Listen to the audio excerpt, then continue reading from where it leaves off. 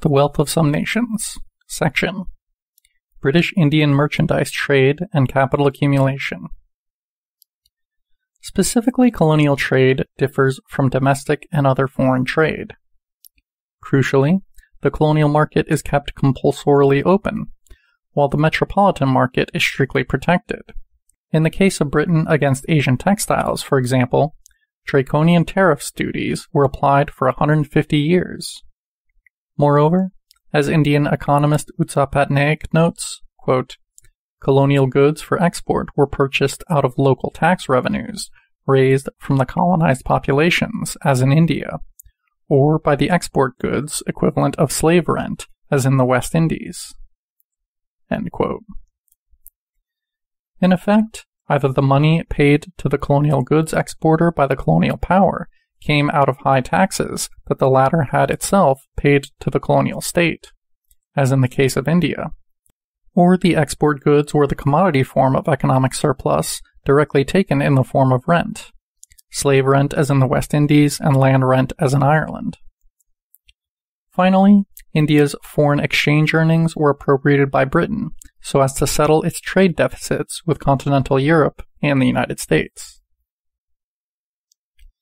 As shown in Table 7.1, the nominal balance of trade includes more than direct merchandise trade, making it appear that Britain ran a trade surplus, not deficit, with its colonies. For no matter how great the trade surplus became, in 1913, India had the second largest trade surplus earnings in the world at £71 million. Much larger, fictitious, invisible political charges were imposed to nullify the increased export earnings, and, in fact, produce a small deficit on current account.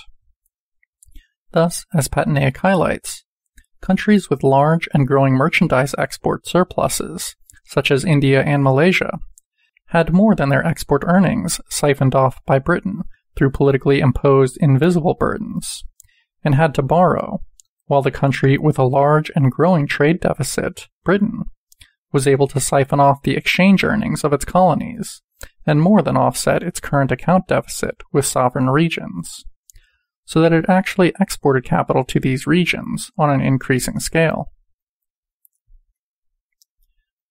Describing a similar economic relation between Britain and its Jamaican colony, historian Fernand Braudel writes, beginning of long quote, in fact, the balance of trade for Jamaica, even calculated in colonial pounds, works out at a slight advantage for the island, 1.13 million to 1.33 million pounds sterling. But at least half of the total for imports and exports made its way invisibly back to England in freight charges, insurance, commissions, interest on debts, and transfers of money to absentee landlords. All in all, the net benefits for England in the year 1773 was 1.5 million pounds sterling. In London, as in Bordeaux, the proceeds of colonial trade were transformed into trading houses, banks, and state bonds. They made the fortunes of certain powerful families, whose most active representatives were to be found in the House of Lords. End of long quote. India's foreign exchange earnings were appropriated by Britain so as to settle its trade deficits with continental Europe and the United States. As such, it was not only Britain's industrialization that relied upon the underdevelopment of the colonized world. During the period immediately following the Napoleonic Wars, most of Britain's capital exports were directed across the Channel, helping to create new textile industries in France, Holland, Prussia, and Russia. The capital derived from overseas sources thus financed not only Britain's Industrial Revolution, but also continental Northwest Europe's, with that extracted from India alone comprising over 50% of annual British capital exports in the 1820s and 60s. This plunder of India was, quote, not carried on under the competitive rules of the game, which we have consciously or unconsciously come to associate with the heyday of capitalism in Europe and North America, end quote, but rather through monopoly privileges, racial discrimination, and outright violence. End quote from Bagchi. The unpaid trade surpluses provided by the most oppressed colonies of the British Empire allowed British capital accumulation to advance rapidly. By calculating the direct merchandise import surplus from India and the West Indies into Britain, and using this as the measure of surplus transfer from these colonized regions, Petnaik estimates the level of Britain's rates of capital formation that were thereby made possible. She finds that the combined colonial transfer expressed as a percentage of Britain's savings is at least 62.2 in 1770, 86.4 in 1801, 85.9 in 1811, and 65.9 in 1821. Britain's early capital accumulation was intimately connected to its plunder of the colonies.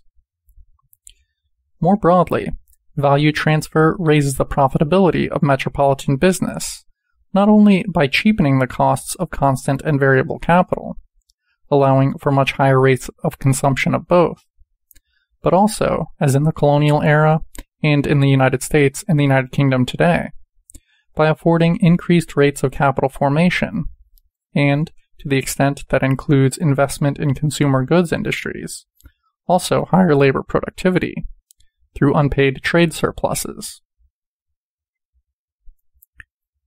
Colonialism was crucial to British and European capital accumulation. Imperialist trade and investment in the Third World is the very foundation of the capitalist world economy, and not only historically. As historian and first Prime Minister of Trinidad and Tobago, Eric Williams, wrote, quote, "The colonial system was the spinal cord of the commercial capitalism of the mercantile epoch." End quote. In the 19th century, the most important sectors in the world economy were the processing industries of Europe and the United States. Colonial goods were bought and sold in staple markets or trade centers, sugar, coffee, cotton exchanges, and then processed in factories into consumer products. These were then transported to retail markets and ended up at the consumer. Thousands of companies and individuals benefited from the entire fabric of colonial relations. The social, industrial, commercial, civil, cultural, and political infrastructure built upon wider economies of colonial and neo-colonial trade and investment have tended to benefit not only business owners, but also wage earners in the metropolitan countries. End section.